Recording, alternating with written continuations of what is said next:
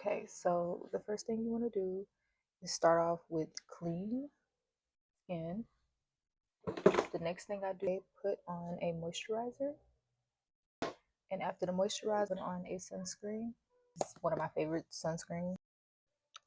Okay, so right here I'm just doing my brows, and I did not realize that the sound had went out. I'm just doing a little fill in. I usually don't do too much to my brows, but just fill them in and then just conceal around them. So that's pretty much what I'm explaining at this point. But here, this is my primer that I'm going to be using, and this is the concealer. Both of those are hydrating. I don't know, for some reason I just cannot use mattifying products. My skin is very dry and sensitive, so when I use matte products, my face just feel really dry and just tight. This is me just concealing around my brows, making sure I clean them up a little better than what they were.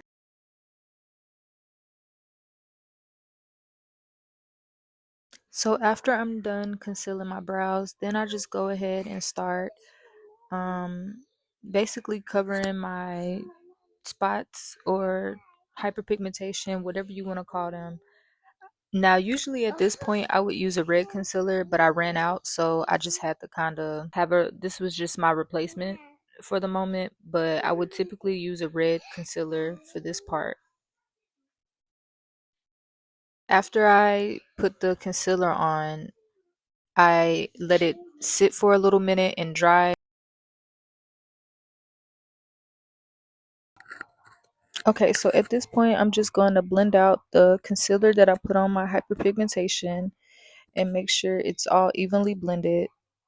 Once I'm done blending this into my skin, I'm going to go in with my foundation and apply that and go to the next step. Okay, so this is the foundation that I'm going to be using. Yes, it is hydrating. That's all I use is hydrating products. I can't use anything matte. I mean, I can, but it just doesn't work that well with my skin. So I apply it with a flathead brush, and I do it from my cheekbones down. Then after I'm done kind of just wiping it on my face, I go in with another brush and buff it out, which is what you're going to see in the next video. Alright, now I'm just going to buff out the foundation. And this is going to tell me if I need another layer or not, or if I'm good right here. I feel like a lot of people, when they do their makeup, they always forget to go from the chin to the neck. So after I'm done blending in the foundation, I think I'm going to take another look at my skin, and as you can see, you can still see my hyperpigmentation. So I'm going to add an additional layer of foundation, blend that out, and then I'm going to go into concealing and contouring my face. Like I said earlier, I really wouldn't have to do all of this if I had used my red concealer to conceal it to begin with, but since I ran out, I just have to work with what I got. Okay, so now I'm just going to highlight and contour my face.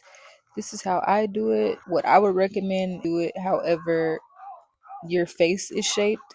That would be the best way. I have an oval face, so this is just what works for me. I have tried to highlight and contour other ways, but I just did not like how it made my face look after I was done. So I would just recommend looking up your face shape before following the guide for someone else's, because what looks good on someone else might not look as pleasing on you, your face shape or your features. Once I'm done contouring, the sound does come back, but I didn't get to finish filming the rest like I wanted to because I ran out of storage, so it's gonna jump from this to a completed face. I will try to do another makeup routine explaining how I do pressed powder and baking powder. Outside of that, this is just my everyday go-to routine and how I would do my makeup.